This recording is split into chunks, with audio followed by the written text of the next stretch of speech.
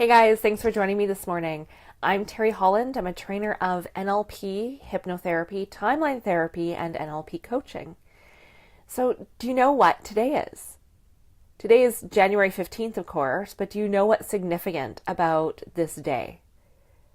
Statistically, most people, I think it's about 75% of people, give up on their New Year's resolutions by January 15th.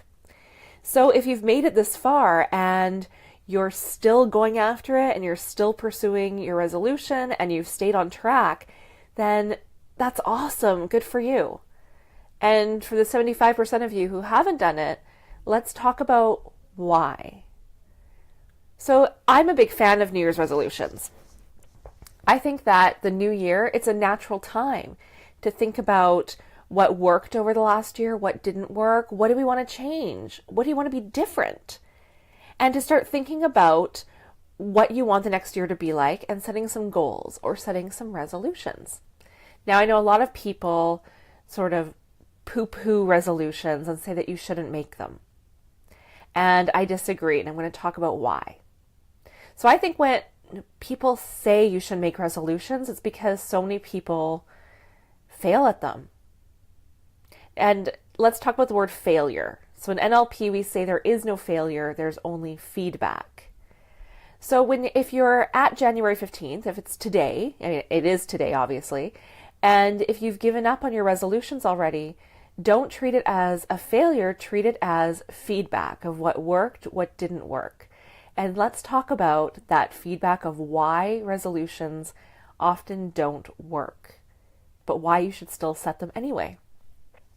So when people say they don't work, you shouldn't set them, what they're talking about is probably their own experience that they themselves did not succeed at fulfilling their New Year's resolution. And here's the biggest reason why. The reason why most people fail to complete their resolution is because most people don't really set resolutions. Now, they might say they do. They might think they do. They might use the word resolution, but often when people say that their New Year's resolution is to, say, lose weight or quit smoking or do whatever it is that they say they want to do, often what they're really doing is they're making a wish. It's a hope. So they'll say, this year my resolution is to quit smoking, but what they actually mean is, this year I hope I quit smoking, and those are two very different things. You see, the word resolution, when you resolve something, it means it's complete, it's done. It means a change has already happened.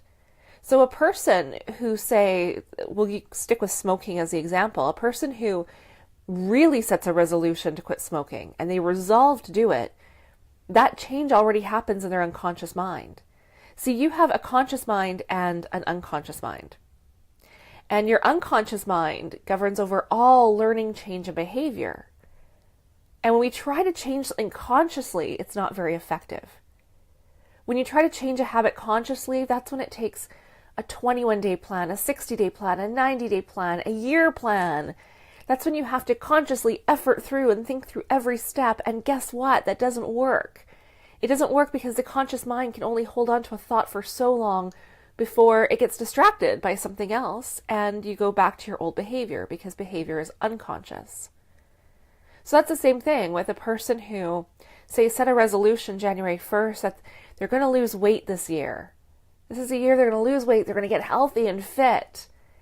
And they have to really think about this consciously all the time, about what they're going to eat, when they're going to eat, how much food they're going to eat, how much water they're drinking, when they're going to the gym, what they're going to do at the gym. They have to think about it consciously all the time until life happens, something else comes up, and the conscious mind can no longer hold that focus, and it needs to focus on something else, and we revert back to those old habits, those old behaviors, and you eat whatever it is that you used to eat, and you stop going to the gym, and you go back to your old behavior.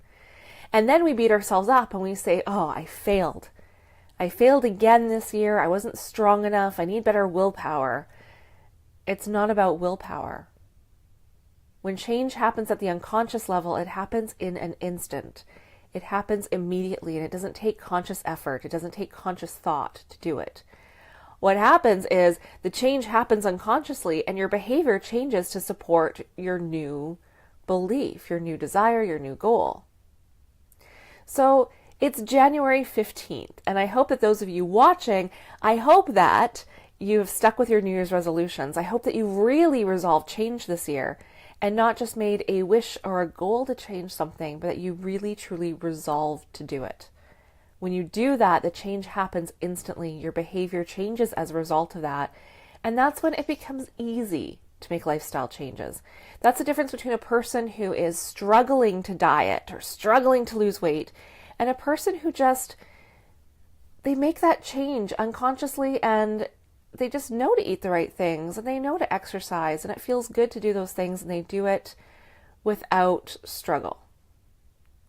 So that's the difference. And if you want to make those changes this year, if you want to make those changes unconsciously so that you can create the behaviors you want in your life and get the results and the outcomes that you want, then I'd love to see you for a 30-minute consultation and we'll talk about how we can work together to make that happen.